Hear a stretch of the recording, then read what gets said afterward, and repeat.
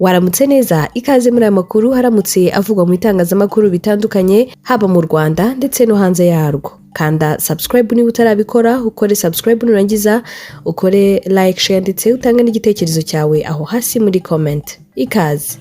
Minisitiri w'Ubutabera akaba n'intumwa nkuru ya leta Dr. Rugirashebuja Emmanuel yagaragaje ko icyaha cy'icuruzwa ry'abantu gihangayikishije cyane aho kuva muri Nyakanga 2025 kugeza muri Werurwe 2026 hari hamaze kugarurwa abantu 249 bari bacurujwe mu bihugu bitandukanye. Muri bo rero harimo 101 bakuwe muri Cambodia, 58 bakuwe muri Laos, 31 bakuwe muri Myanmar na 99 bakuwe muri Oman.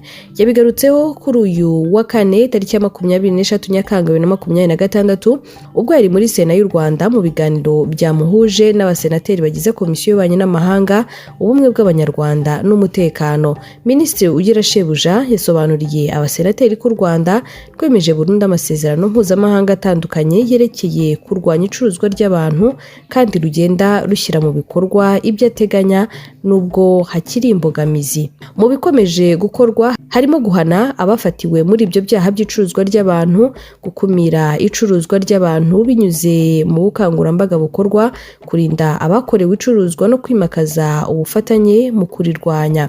Nko mu bijyanye no guhana, mu myaka 3 abantu 54 bahamijwe ibyaha by'icuruzwa ry'abantu mu Rwanda baranabihanirwa. Muri bo harimo 12 bagihamijwe mu mwaka wa 2025, 18 bo mu 2024 na 24 bagihamijwe mu mwaka wa 2023.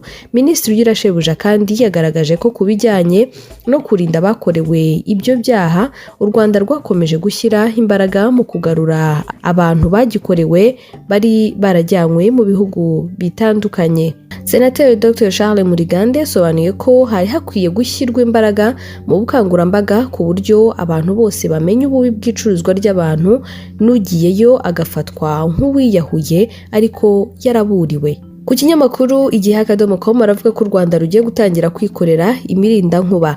Minisiteri ishinzwe ibikorwa by'ubutabazi Minema yatangaje ko u Rwanda rufite gahunda yo gutangira kwikorera imirindankuba mu gushaka uko haboneka imirindankuba iri ku giciro cyoroheye buri munyarwanda ukeneye umurindankuba ku nzu ye. Umuyobozi mukuru ushinzwe gukurikirana ahashobora kwibasirwa n'ibiza muri Minema Niyotwambaza Christine yabitangarije mu karere ka Karongi kuri uyu wa kane mu gikorwa cyo gutaka umugaragaro imirindankuba ifite imbaraga yashyizwe kuri Groupe Scolaire Musango na Centrale ya Musango. Iyo centrale n'icyo kigo biri mu murenge wa Rwankuba, umwe mu mirenge 5 ya Karongi kunze kwibasirwa n'inkuba. Dushimimana John wo mu murenge wa Rwankuba yabwiye ikinyamakuru Igihe ko Rwankuba ikunze kwibasirwa n'inkuba zikica abaturage, amatungo n'ibikoresho bicomekwa ku mashanyarazi. Umuyobozi wungirije w'akarere ka Karongi ushinzwe iterambere ry'ubukungu Ntakirutimana Julienne yavuze ko ikunze kwibasirwa n'inkuba ari Rwankuba, Gitesi, Ruganda ndetse na Rugabano kubera ko iri ku ruhererekane rw'imisozi miremire igize isunzu rya Congo Nil. Inkuba rero zikunda mu misozi miremire. Umuyobozi mukuru muri Minema akaba yavuze ko impamvu abaturage benshi badafite imirindankuba ku nzu zabo ari uko ihenze. Yavuze ko ku bufatanye na Minema, RP Karongi College, ikigo cy'igihugu cy'ubuziranenge, ikigo cy'igihugu gishinzwe guteza imbere ubushakashatsi, ikoranabuhanga no guhanga ibishya, mu cyumweru gitaha bazasuzuma umurindankuba uri gukorerwa mu Rwanda. Imibare ya Minema igaragaza ko mu myaka ine ishize inkuba zishe abantu 287 zitera ubumuga budakira abarenga 950. Mugarura Amiri ukora mu kigo Ottawa gikwirakwiza imirindankuba mu Rwanda yavuze ko gushyira sima mu nzu no kwambara inkweto za plastike bigabanya ibyago byo gukubitwa n'inkuba ku kigero cya 85%. Aha kuri iki kinyamakuru baravuga ko ibiciro by'ibikomoka kuri peterole byongeye gutumbagira. N'ubundi ni ku kinyamakuru Igihe, ibiciro by'ibikomoka kuri peterole byongeye gutumbagira, akagunguru kadatunganije kagera ku $100 bwa mbere kuva muri Gicurasi. Ibi biciro byari byamanutse mu gihe Amerika yari yamaze kumvikana na Iran ku masezerano y'ibanze yo guhagarika intambara. kuva ejo hashize kuwa kane no kuvuga tariki ya 23 Nyakanga 2026 igiciro cy'ibikomoka kuri peteroli cyazamutseho arenga 6% nyuma y'iminsi 11 intambara ya Amerika na Iran ikomeje gukaza umurego. Ibiciro byarushijeho kuzamuka nyuma y'uko abarwanyi b'abahuti bo muri Yemen bagabye ibitero ku bwato butwara peteroli mu nyanja itukura, bituma ibikomoka kuri peteroli byerekeza mu burasirazuba bw'isi n'ahandi bibura inzira. Ibiciro na gaz nabyo byakomeje kuzamuka mu kwezi gushize. Ibiciro bya peteroli byari byatangiye kugabanyuka nyuma y'amasezerano y'agahenge k'igihe gito hagati ya Leta Zunze Ubumwe za Amerika na Iran. Byari byasubiye kandi ku rwego byari biriho mbere y'uko Leta Zunze Ubumwe za Amerika na Israel batangira ibikorwa bya gisirikare kuri Iran ku itariki ya 28 Gashyantare. Icyakora ayo masezerano y'agahenge ntiyubahirijwe. Muri iki cyumweru umunyamabanga wa Amerika ushinzwe ububanyi n'amahanga Marco Rubio yavuze ko abayobozi ba Iran batari bitegura kugirana amasezerano. Iyi ntambara kandi yatumye ibiciro birushaho gutumbagira mu bihugu byinshi biri mu Bwongereza na Leta Zunze Ubumwe za Amerika, bituma ibiciro by'ibicuruzwa n'ibindi bikenerwa n'abaturage byiyongera. Nubwo abatwara ibinyabiziga hari bo bahita bagirwaho ingaruka, ingo nazo zishobora gukomeza guhura n'izamuka ry'ibiciro by'ibindi bicuruzwa birimo ibiribwa, kubera ko ibigo by'ubucuruzi bishobora kongera ibiciro kugira ngo byishyure ikiguzi cyiyongereye mu gutwara ibicuruzwa.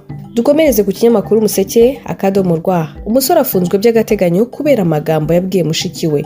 Mu karere ka Nyanza, urukiko rw'ibanze rwa Busasamana mu karere ka Nyanza rwafashe icyemezo cyo gufunga by'agateganyo umusore uregwa kubwira mushiki we ko yamwica akamujugunya mu musarani. Ubushinjacyaha buvuga ko umusore witwa Eulade Ndikumana w'imyaka 31 y'amavuko wo mu mudugudu wa Gatunguru mu kagari ka Nyanza mu murenge wa Busasamana mu karere ka Nyanza aregwa icyaha cy'ibikangisho. Uriya musore ngo yabwiye mushiki we ko yamwica akamujugunya mu musarani, amaze kujya mu murima wa mushiki we amutemera igitoki, maze asanga inkono y'ibishyimbo bitetswe n'uriya mushiki we ku ziko arabimena, ndetse n'iyo nkono arayimena akoresheje agafuni yari afite. Ubushinjacyaha bukavuga ko Eulade Ndikumana yashatse kwicisha mushiki we agafuni yakoresheje amena inkono, mushiki we akizwa n'amaguru yirukira mu nzu ndetse yanatabaza abaturanyi baramutabara. Ubushinjacyaha bwasabiye uwo musore waburanaga ifunga n'ifungurwa ry'agateganyo gukurikiranwa afunzwe by'agateganyo mu gihe cy'iminsi 30 mu gihe iperereza rigikomeje. Bwabisabaga kandi bushingiye ko uwo musore yamaze umwaka afunzwe, nabwo kandi aregwa gukangisha mushiki we kuzamwica.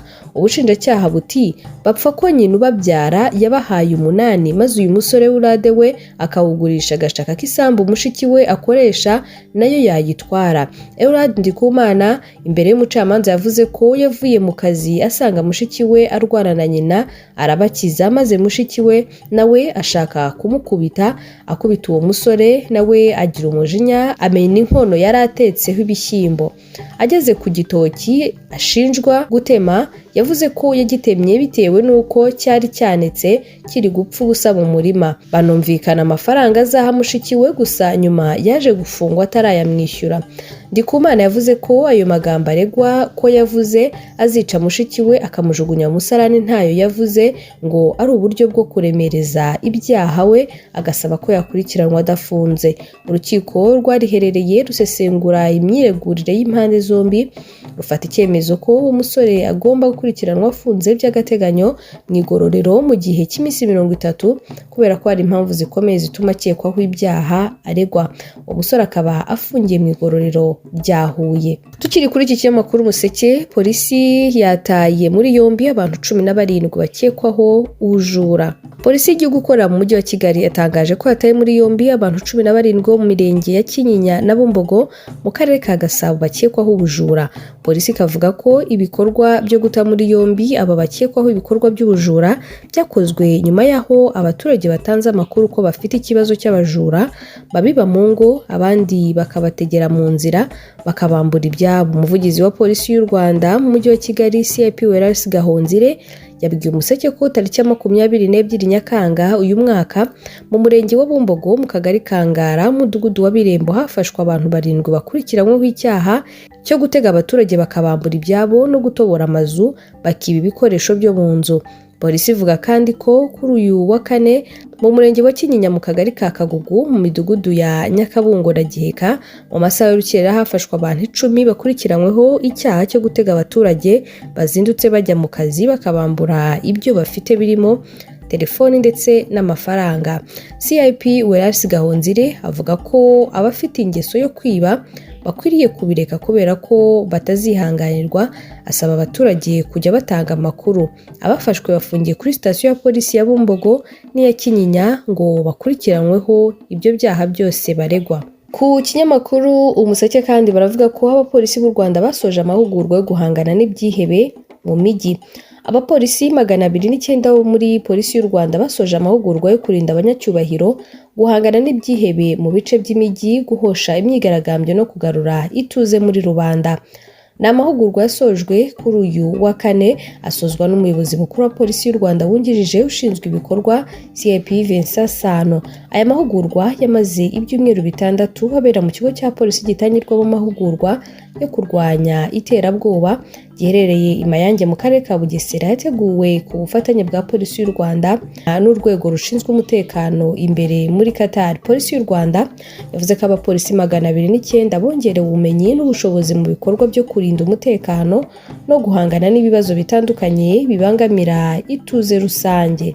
Twakomereje mu myidagaduro. Abanyarwanda 3 haribo Wikunda Samuel, Mutuyeyezu Dieudonné ndetse na Ishimwe Didier batoranijwe mu basifuzi 19 bazasifura irushanwa rya Sekafa Kagame Cup 2026. Ishyirahamwe ry'umupira w'amaguru muri Afurika y'Iburasirazuba niyo hagati Sekafa ryashyize hanze abasifuzi bazasifura Sekafa Kagame Cup 2026 izabera mu Rwanda guhera kuri uyu wa gatanu kugeza ku itariki ya 7 Kanama 2026. Abasifuzi 9 bo mu kibuga hagati nibo batoranijwe, kongeraho abungiriza babo 10 nibo bazayobora iri rushanwa rizabera mu Rwanda nyuma y'imyaka 7 dore ko riheruka kwakirirwa 2019. Abasifuzi bo mu kibuga hagati ni Samuel Wikunda, Dickens Mimisa wo muri Kenya, Saddam Hussein Mansour wo muri Djibouti, Nasir Salum wo muri Zanzibar, Ahmed Arajiga Tanzania, Dick Okelo w'umunya-Uganda, Abdifatah Said Mireu w'umunya-Somalia, Malong Ring w'umunya-Sudani y'Epfo na Sabri Mohamed Fadi wo muri Sudan. Abasifuzi bungirije ni Dieudonné Mutuyimana wo mu Rwanda, Didier Shimwe mu Rwanda, Ali Ramadan Rajab, Amdan Said Ali wo muri Tanzania, Samuel Karia muri Kenya, Ronald Katenya umunya-Uganda, Omer Hamid umunya-Sudani, Ele Robre umunya-Djibouti, Gassim Mudel Dia umunya-Sudani y'Epfo ndetse na Mahad Al Mohamud umunya-Somalia. Umuyobozi w'abasifuzi muri Sekafa Ali Ahmed yavuze ko aba basifuzi biteguye neza mu rwego rwo kugira ngo bazitware neza mu irushanwa rizitabirwa n'amakipe 12. Ali Ahmed yakomeje avuga ko bari gutanga amahugurwa ku basifuzi mu rwego rwo kwitegura igikombe cya Afurika kizabera Kenya, Tanzania na Uganda. Sekafa Kagame Cup iratangira kuri wa gatanu aho Vipers yo muri Uganda iza gukina na Garde Republicaine FC yo muri Djibouti mbere yuko APR FC yo mu Rwanda ikina na Gor Mahia yo muri Kenya. Ubwo dukomeje ku myidagaduro tugiye ku kinyamakuru Bwiza bavuga ko urukiko rw'ibanze rwa Kicukiro rwasanze nta mpamvu zikomeye zigaragaza ko Iradukunda Olivier uzwi nka Yugi umukaraza yasambanije ku gahato Mbabazi Shadia uzwi nka Shadibu mu rubanza rw'ifungwa ry'agateganyo rwaburanishijwe mu muhezo. Yugi umukaraza yafashwe ku 23 Kamena 2026 nyuma yo kuregwa na Shadibu wamushinjaga kumusambanya ku gahato avuga ko yabanje kumusindisha. Mu rubanza rwabaye mu muhezo urukiko rw'ibanze rwa Kicukiro rwanzuye ko ku cyaha cyo gukoresha undi mibonano mpuzabitsina ku gahato nta mpamvu zikomeye zagaragaye zituma uregwa akekwaho kuba yaragikoze. Icyakora urukiko rwategetse ko Yugi umukaraza afungwa by'agateganyo iminsi 30 kubera ko hari impamvu zikomeye zagaragaye ku kindi cyaha kijyanye n'ibiyobyabwenge. Umwanzuro w'urukiko wagaragaje ko ku cyaha cyo gukora ibikorwa bifitanye isano no gukoresha ibiyobyabwenge cyangwa urusobe rw'imiti ikoreshwa nkabyo hari impamvu zikomeye zituma Yugi umukaraza akekwaho kugikora. Niyo mpamvu urukiko rwategetse ko afungwa by'agateganyo iminsi 30 mu gihe iperereza kuri icyo cyaha rikomeje. Yugi Umukaraza asanzwe ari umuhanzi yagarutsweho cyane mu mpera za Kamena uyu mwaka ubwo Shadyboo uzwi cyane ku mbuga nkoranyambaga yavugaga ko uyu musore yaje iwe yitwaje amacupa abiri y'inzoga bakazisangira. Shadyboo yavuze ko nyuma yo gusangira izo nzoga yaje gusinzira maze aza gukanguka asanga baryamanye. Yavuze ko yaketse ko Yugi Umukaraza yamusambanije kandi ko icyo gihe yari mu gihe cy'ukwezi k'umugore.